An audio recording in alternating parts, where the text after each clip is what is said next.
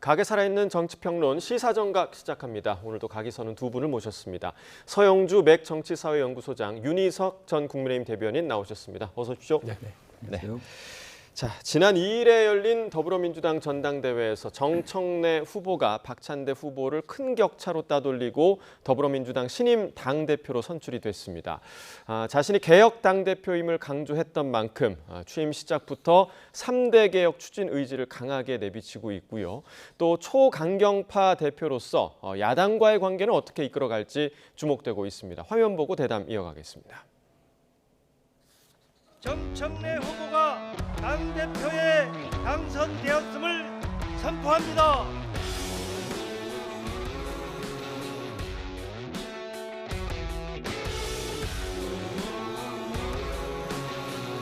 강력한 개혁 당대표가 되어 검찰개혁, 언론개혁, 사법개혁은 추석 전에 반드시 마무리하도록 하겠습니다. 이재명 대통령은 국정에만 전념할 수 있도록 강력하게 뒷받침하겠습니다.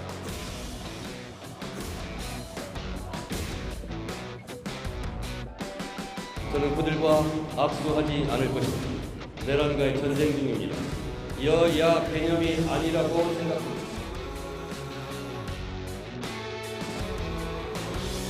윤석열 대통령 탄핵 수대 결정문을 한 번 더 곰곰이 읽어보시라 이렇게 말씀드리고 싶고, 근데 그걸 두고서 내란 세력하는 것은 어불성설입니다. 어불성설입니다. 야당과 대화하지 않겠다 그러면 국회를 없애겠다는 거죠. 의회주의자로서의 자질이 전혀 없는 것입니다.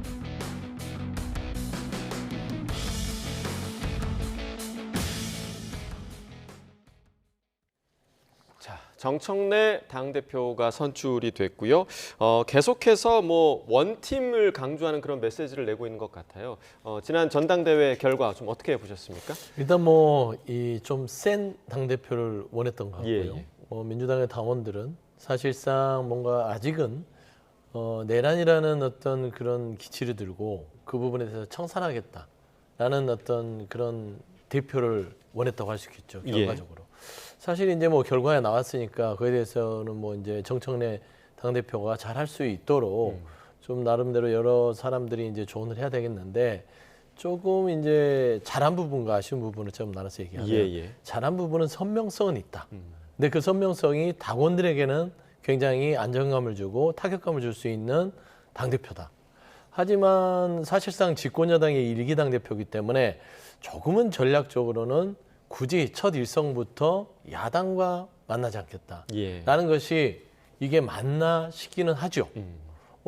조금 좀 전략적으로 제가 생각하면 굳이 야당에게 악수하지 않겠다, 청산 대상이다 하면 야당은 당연히 반발하고 야당은 기본적으로 일단 반대하는 입장을 취해야 되잖아요. 그러면은 발목 잡기라는 어떤 그런 형식상에서 계속해서 여당을 반대할 텐데 빌미를 더 주는 게 아니겠습니까? 우리하고 안 만나겠다고 하니까 우리도 그러면 다 반대하겠다, 이런 책임 소재를 이 여당 대표인 정청래 대표가 안 할 수밖에 없어요. 그래서 저는 제가 옆에서 좀 조언을 한다면 처음에는 포용을 해야죠.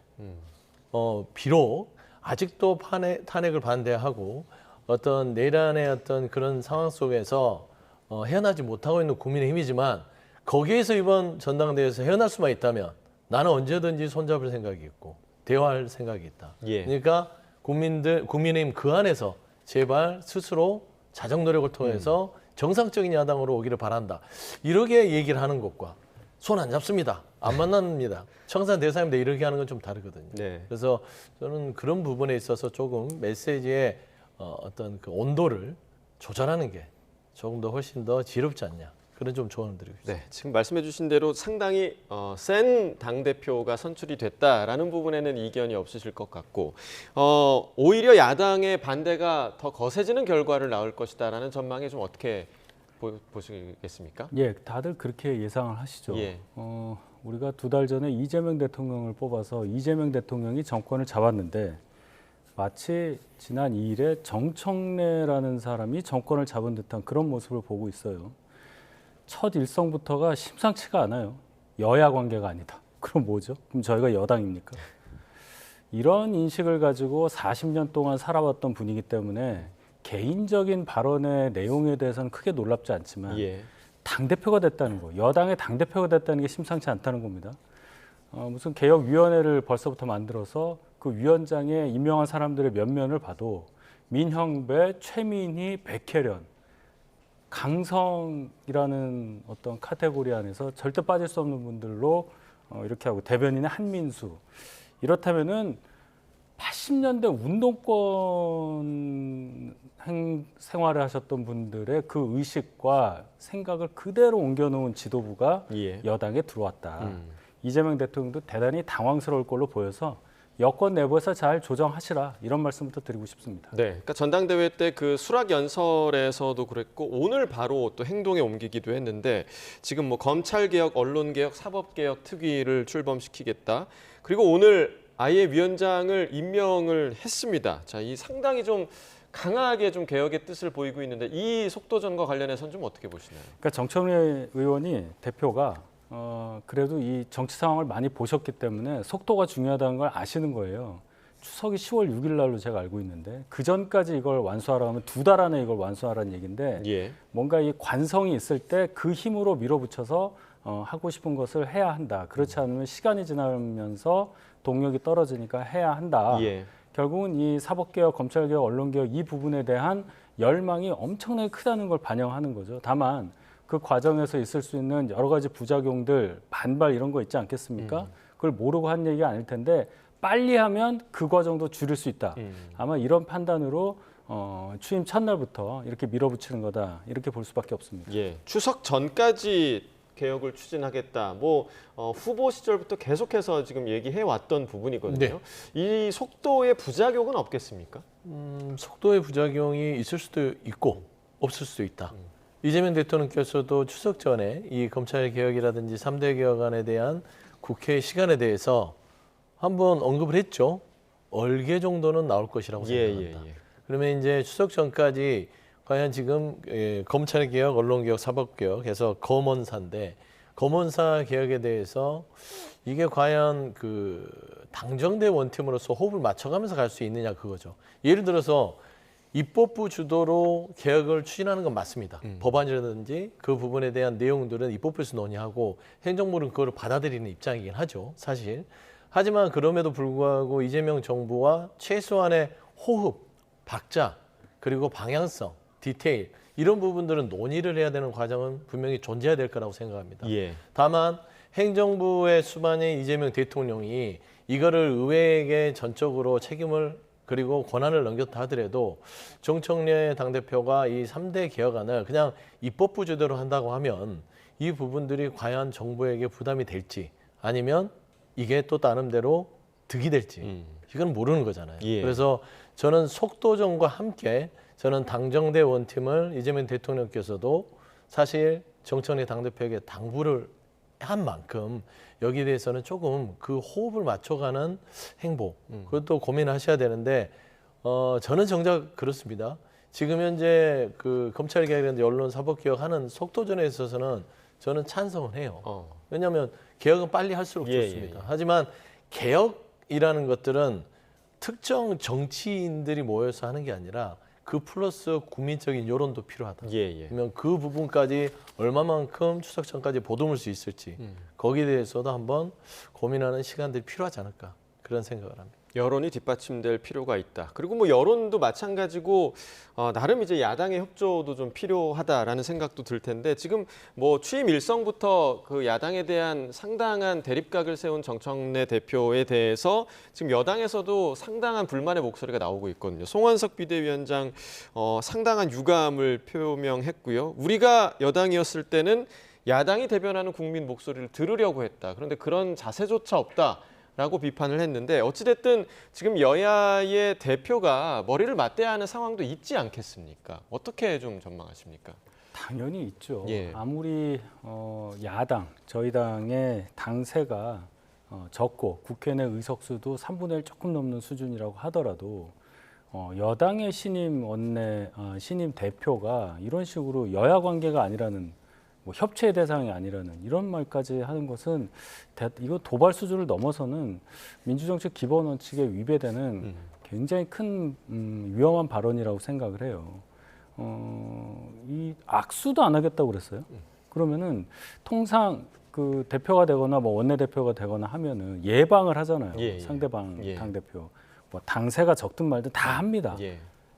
그것도 아마 안 할 걸로 보여요. 그럼 이제 만날 일이 없는 거죠. 그렇게 되면 아마 저희 쪽에서 무슨 화환이라도 보내도 화분 보내도 아마 안 받을 그럴 기세인데 이렇게 되면은 일당 체제로 그냥 가겠다는 거다. 국회 운영 자체를 과반 훨씬 넘기 때문에 민주당 의석수가 또 민주당과 궤를 같이 하는 다른 야당들과 같이 200석 가까운 의석을 가지고 국정을 운영해 나가겠다. 이런 심산으로 보이는데 그렇다면 민주당에서 항상 입에 달고 있던 독재, 그 독재를 스스로 하는 것이다. 이렇게밖에는 해석할 수 없습니다. 예. 자, 그리고 서 수장님 이 부분은 어떻게 보셨습니까? 그러니까 정청래 대표가 지금 당대표 취임한 이후에 장관직에서 낙마한 강선우 의원에 대한 언급을 했는데 이렇게 이제 안고 가겠다라는 느낌이었단 말이죠. 이 부분 좀 어떻게 보셨어요? 이게 이제 두 가지 측면에서 어떤 의도로 이런 그 메시지들이 나왔는지 저도 곰곰이 생각해 봤는데 첫 번째 이제 야당에게 조금 적대적 언어를 쓴 거잖아요. 악수도 하지 않겠다. 물론 이제 송은석 비대위원장의 말을 저는 신뢰하지 않습니다. 본인들이 여당일 때 야당을 지지하는 국민의 목소리를 들었다고요? 야당을 지지하는 국민 숨소리도 안 들었던 당이 국민의힘이었습니다. 그래서 저는 저 상태가 된 것인데 사실 이제 적대적 언어를 씀으로써 책임 소재의 빌미를 준 부분들 이게 조금은 전략적으로는 맞나? 저는 좀 아쉬움이 있고 두 번째 강선우 의원에 대해서 이게 사실상 저는 할 수 있죠. 왜냐하면 후보 시절에 강선우 당시 여가부 장관 후보자에 대한 지지를 그렇죠. 외형적으로 표출했던 예. 그 후보자가 정청래 당대표였고 그런 아쉬운 부분들이 결국엔 결과는 이재명 정부에서 정리하는 걸로 나타났잖아요. 그러면은 개인적으로는 전화해서 여러 가지에 대한 소회를 이야기할 수 있으나 이 전화 내용을 그 페이스북 개인 SNS에 드러냈단 말입니다. 예. 저는 그게 조금은 이게 뭐지? 이거는 안에 대한 안에서 그러니까 민주 진영 안에서 특히 이재명 정부와 새로 이 집권 여당의 일기 대표와의 관계 설정에 있어서의 오해를 살 수 있는 대목입니다. 내 정치하겠다라는 얘기처럼 들리잖아요. 그러니까 울타리를 쳐주겠다는 것은 강선우 후보를 정리했던 정리에 동조했던 사람들로부터 지켜주겠다. 그리고 지켜주겠다는 것은 이게 정청래의 정치다. 그러면 제일 좀 명부해지는 쪽이 어딜까요?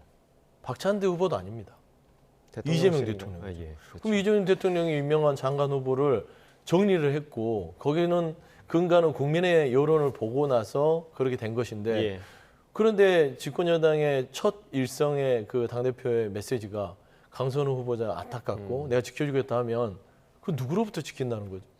그래서 이거 오해를 살 수 있는 문제라서 저는 이 부분에 있어서의 정치적 함의가 쉽게 가라앉지 않을 것 같아서 이 부분에 대해서는 조금 아쉬움으로 또 남는 대목입니다. 그러니까 비슷한 해석이 야당에서도 나왔거든요. 주진우 의원도 이 대통령과 차별화 전략을 시도한 거다 이렇게 좀 분석을 했습니다. 왜냐하면 뭐 잦은 사퇴의 형태이긴 했지만 그래도 뭔가 대통령실에서 정리한 그런 기류가 있었기 때문에요. 그렇죠. 정청래 신임 당대표는 대단한 자신감을 가졌을 겁니다.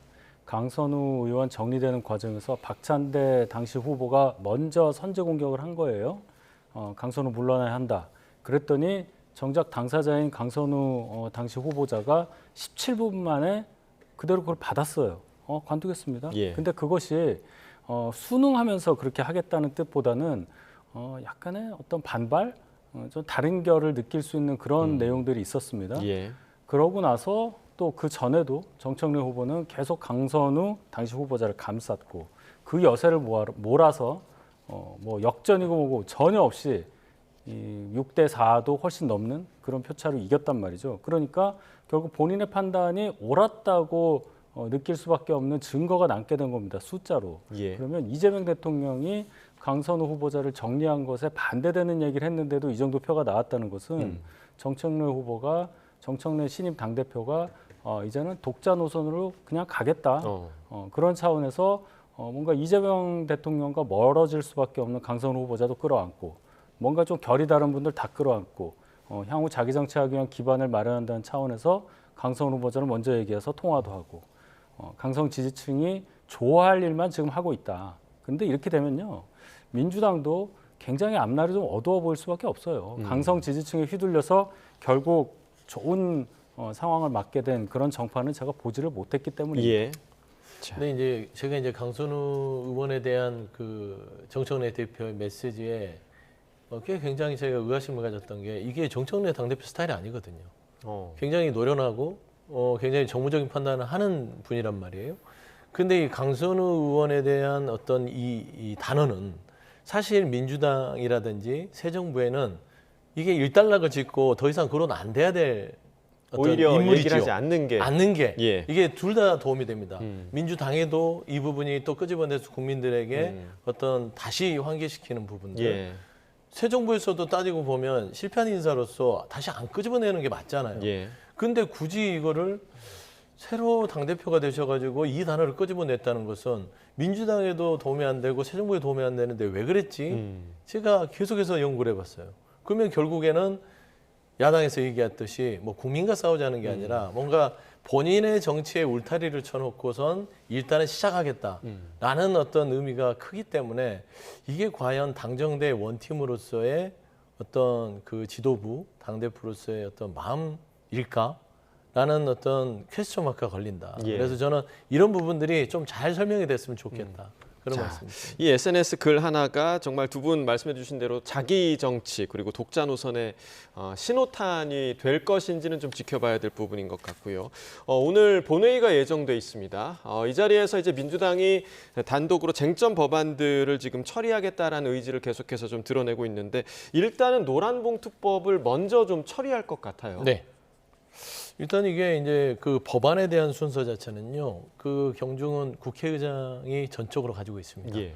뭐부터 합시다라는 게 국회의장의 결정이기 때문에 민주당 입장에서 오전까지는 이제 방송 3법을 먼저 하는 게 좋겠다. 처리가 먼저 됐기 때문에 얘기를 했는데 국회의장이 방송 3법보다 노란봉투법부터 처리를 합시다라고 결정을 해서 아마 노란봉투법을 이제 처리하기로 한 것 같아요. 근데 야당에서는 필리버스터로 맞서기로 했기 예. 때문에 이게 뭐 시간이 단박에 될 건 아닌 것 같고요. 한 며칠 상간에 나름대로 좀 진통을 겪은 다음에 예. 통과는 될 것 같습니다.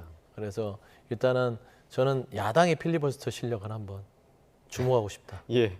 자, 그러니까 그렇습니다. 결국에 이제 이 필리버스터를 사실상 여당에서는 크게 신경을 쓰지 않는 분위기거든요. 뭐 이전에도 할 테면 해봐라 이런 발언도 좀 나왔었고요. 그러니까 하루 정도 지연시키는 효과밖에 없지 않나라는 국민의힘 내부의 그런 목소리도 있을 것 같아요. 저희 의석이 120이 되지 않아요. 그렇기 때문에 민주당에서 기타 야당과 힘을 합치면은 24시간 딱 지나고 나서 필리버스터 무력화시킬 수가 있었고 과거에도 그런 전례가 많았기 때문에 그냥 하루 정도 지연되는 것밖에는 예. 효과가 없다.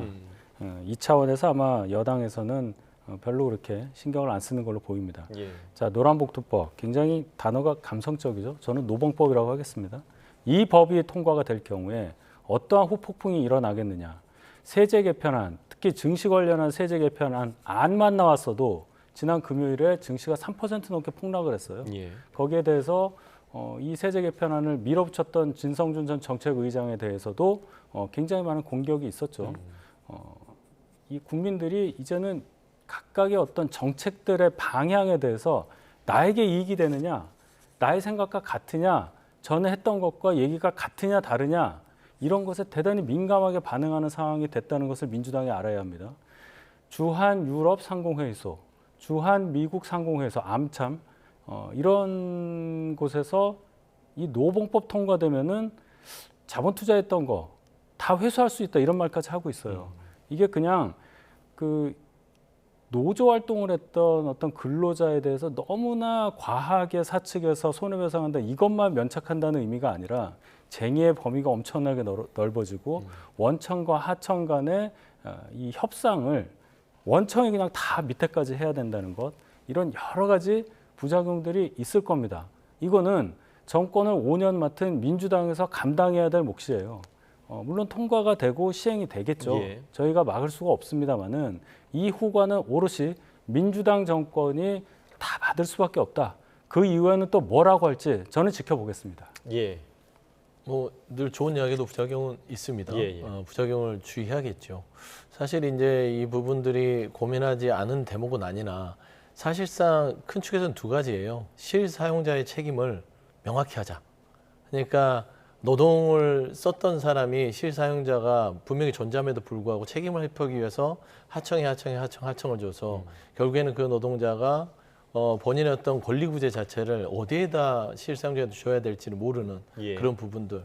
그리고 조금 더 쉽게 얘기하면 그 상황들이 일터로 나갔다가 못 돌아오는 노동자들에 대한 근로 환경을 조금 더 개선하자. 예. 이제 노동자 중심에 대한 법안은 맞아요. 그러니까 기업들의 입장에서는 기업의 부담이 커지기 때문에 이건 좋지 않은 거 아니야? 라는 것인데 저는 실 부분에서 일단은 법을 시행해 보고 나서 여러 가지 개정 사안이 있으면 제가 늘 주장하는 바는 뼈대를 잡고 조금 불필요한 부작용들은 개정안을 통해서 보완해 나가는 그런 방식이 나름대로 이루어지는 게 조금 더 순차적으로 새 정부의 방향이지 않을까 그래 보입니다. 조금 전에 이제 윤 대변인께서 언급해주신 그 세제 개편안 같은 경우는 지금 여당 내부에서도 이견이 좀 나오는 것 같더라고요. 이 부분 어떻게 보십니까? 여당 내부에서 이견이 있다는 것은 제가 아쉬운 부분 중에 이게 그 아니잖아요. 확정도 아니고 예. 확정안도 아니라 어떤 그런 개편안에 대한 예. 의견을 낸 것인데 이게 마치 확정된 것처럼 알려져서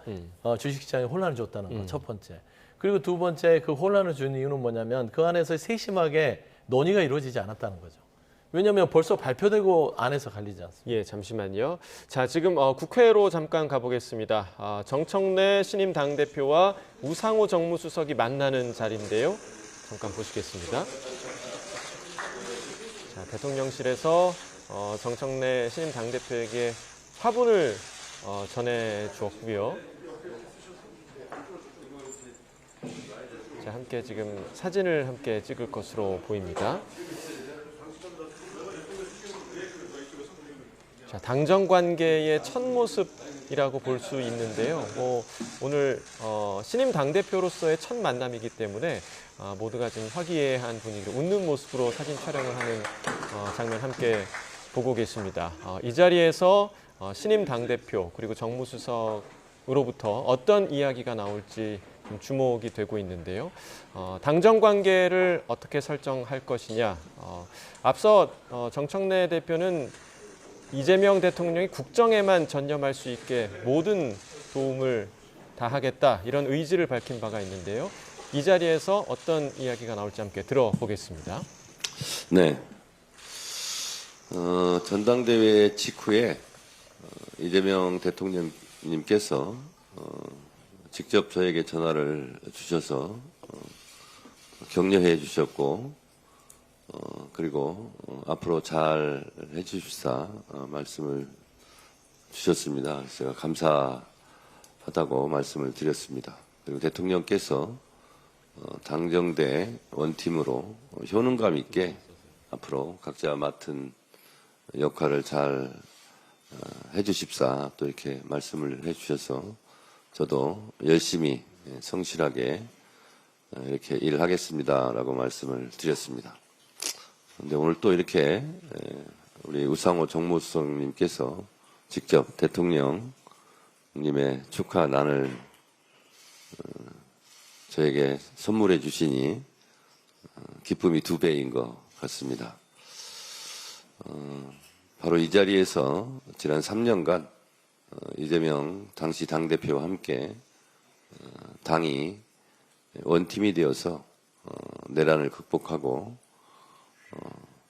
새로운 이재명 정부를 출범시켰던 그때 그 마음으로 앞으로는 더 집권 여당의 대표로서 책임감 있게 진중하게 당정대 원팀을 만드는데 솔선수범하겠다 이렇게 말씀드리고 대통령님께 이렇게 오늘 또 축하해 주셔서 깊이 감사드립니다. 그리고 오늘 직접 이렇게 와주신 우상호 정무수석님께도 환영하고 감사의 말씀을 드립니다. 고맙습니다.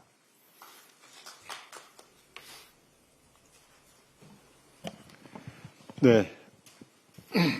뭐 직접 통화도 하셨습니다만 다시 한번 우리 정청래 대표님 대표에 취임하신 걸 진심으로 축하드립니다. 대통령께서 대표로 계실 때 그 누구보다도 가장 큰 도움을 받은 최고위원이었다 이렇게 회상하셨습니다. 앞으로 더 호흡을 잘 맞춰서 일치된 그러한 당정대의 모습을 보여줄 거라고 기대합니다. 저는 개인적으로 대학 때부터 만났던 민주화운동 동지고 또 지역구가 서대문, 갑과 마포 어디 붙어 있어서 20년간 이웃으로서 같이 정치를 해왔던 정치적 동지이기도 합니다. 앞으로 여러 가지 어려움을 겪으면서 여기까지 온 만큼 슬기롭게 이 당을 잘 이끌어 갈 것이다 이렇게 확신하고 있습니다. 앞으로 크고 작은 일이 있을 때마다 긴밀하게 상의해서 원팀으로 좋은 성과를 낼 수 있도록 함께 노력하겠다 이렇게 말씀드립니다. 제가 가족도 잘 아는데 가족에게도 안부 전해주시고 네, 다시 한번 축하드립니다. 고맙습니다. 네, 정청래 신임 당대표와 우상호 정무수석의 첫 만남에서의 발언을 함께 들으셨습니다. 서로 화분도 지금 전달이 됐고요. 화기애애한 분위기 속에서 첫 만남을 한 모습을 함께 보셨습니다. 저희가 조금 전에 세제 개편안 관련 이야기를 좀 나누고 있었는데 서 수장님 마저 좀 이야기를 해주시죠. 네, 그래서 이제 지금 현재 그 진성준 전 정책위장이 타깃이 됐어요. 근데 이게 세제 개편안을 진성준 전 정책위장이 발의한 게 아닙니다.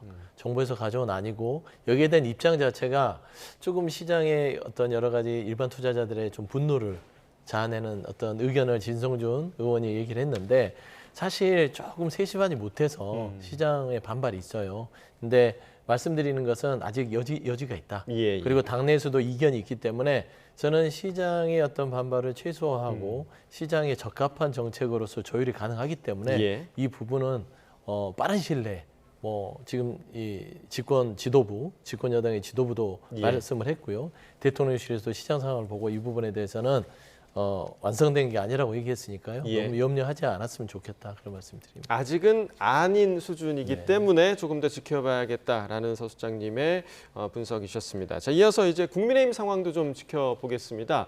어제 국민의힘 전당대회 후보자 비전 발표회가 열렸는데요. 후보들의 목소리를 먼저 듣고 이야기 이어나가겠습니다.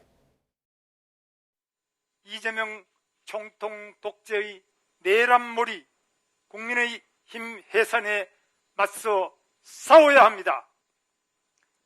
지금 해산되어야 할 당은 민주당입니다. 그리고 지금 국민의힘의 비전은 무엇이겠습니까? 바로 저것입니다. 네, 아무것도 없습니다. 계엄이 곧 내란은 아닙니다. 탄핵을 반대했다는 것이 계엄과 내란을 옹호하는 것이 될 수 없습니다. 민주당에 수십 건 고발당하면서도 물러선 적 없고 수많은 법적 조치로 맞서 싸웠습니다. 일당백인 저에게 팀을 붙여주신다면 그 즉시 전투력은 급상승할 것입니다. 지난 가오에 대한 진실된 반성과 책임지는 모습을 보일 때 국민들의 시선도 우리 당으로 돌아올 것입니다. 자, 지금 미묘하게 서로가 좀 입장이 다른 모습을 함께 보셨는데 일단 통합이냐 아니면 과거와의 절연이냐 뭐 이런 키워드로 좀 나뉜 것 같습니다. 나뉘었고 중간 정도 입장에서 주진우 의원이 꽤 임팩트 있는 그런 발언을 했다고 봅니다. 일당백 얘기하면서 좀 신선한 면은 좀 있어요. 근데 제가 좀 보면 물론 이제 기존의 정책 입장을 이 다섯 분이 어떻게 가져왔는가에 대해서 다 국민들께서 잘 아시겠지만 정청래 당대표가 신임 당대표가 돼서 여당을 이끄는 상황이 됐는데 아직도 이재명 대통령에 대해서 이재명 총통이다 이런 얘기하면서 전당대회를 끌고 가는 것이 과연 맞느냐는 지적을 안 할 수가 없습니다. 총통이라는 단어가 갖고 있는 의미는 입법, 사법, 행정을 다 갖고 있는 독재자의 이미지인데 사법부까지는 제가 모르겠고 입법부가 민주당에서 절대적으로 의석 갖고 있는 그런 상황은 저희가 선거에서 져서 그런 겁니다. 선거는 서로 약속하고 한 건데 그 의석수가 진 거고 그러면 지금 우리의 상대는 누구냐를 봤을 때 계속 이재명 대통령만 가지고 상대하는 것이 저희 당의 개혁 또는 저희 당의 변화, 저희 당의 저변 확대에 맞는 것이냐. 이미 대통령이 되셨고 모두의 대통령이어서 국민들 입장에서 성공한 정부가 되기를 바라는 것이 맞다고 본다면 이제는 정청래라는 엄청난 인물이 당대표가 된 민주당에 대해서 우리가 어떻게 해야 될 거고 앞으로 어떤 전략, 민주당이 저렇게 강성으로 나갈 때 저에게 기회가 있다는 그런 차원에서의 전당대회 되기를 바라는 마음에서 앞으로 저희 당 전당대회 특히 당대표 나가신 분들이 조금 더 전향적인 앞을 보는 미래지향적인 발언을 많이 해주시기를 그렇게 기대해 보겠습니다. 앞서 그 송원석 비대위원장 같은 경우는 이번 전당대회를 혁신전대라고 나름 정의를 하기도 했는데 지금 뭐 후보들의 그런 정견을 좀 들었을 때 혁신전대 될 수 있겠습니까? 어떻게 좀 보십니까? 혁신전대라고 들리시나요? 저는 안 들리는데요. 저는 사실 지금 주요한 당대표 가능성이 높은 사람들, 특히 전 국민의힘의 대선 후보였던 김문수 후보의 입에 저는 주목합니다. 저번에 발언 자체는요. 지금 전한길 씨가 얘기하는 것과 크게 다르지 않습니다. 혁신전대가 아니라 한길전대가 되겠죠. 저는 그렇게 좀 추측이 되고 사실 김문수 전 후보, 지금은 이제 당 후보라고 할 수 있겠죠. 저번에 발언이 좀 뜬금포예요. 갑자기 2달 지난 이재명 정부에게 총통 독재 정부다. 맞서 싸워야 된다. 그다음에 민주당이 무슨 해산돼야 될 정당이라는 근거가 뭐가 있죠? 그냥 해산시키나요? 지금 현재 국민의힘의 해산에 대한 이유는 위헌적인 어떤 여러 가지 사안들을 품고서 끝까지 이를 변신하지 않기 때문에 위헌정당의 위기까지 몰리는 것이라고 봐요. 그렇게 봤을 때는 저는 국민의힘의 여러 가지 후보 중에는 나름 합리적인 얘기를 하는 조경태 후보 정도를 엿볼 수 있는데 안철수 후보도 좀 혁신의 얘기를 하는 것 같은데 선명성이 좀 떨어지는 것 같아요. 제 개인적으로 판단하기로는.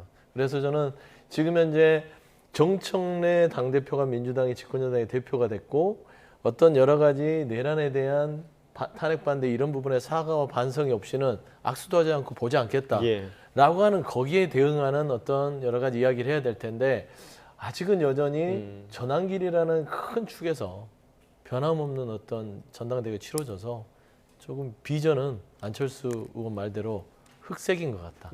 저는 백지로 하겠습니다. 백색인 것 같습니다. 알겠습니다. 앞으로의 국민의힘 전당대회의 흐름도 좀 지켜볼 부분인 것 같습니다. 여기까지 듣겠습니다. 서영주 맥 정치사회연구소장, 윤희석 전 국민의힘 대변인과 이야기 나눠봤습니다. 두 분 말씀 고맙습니다.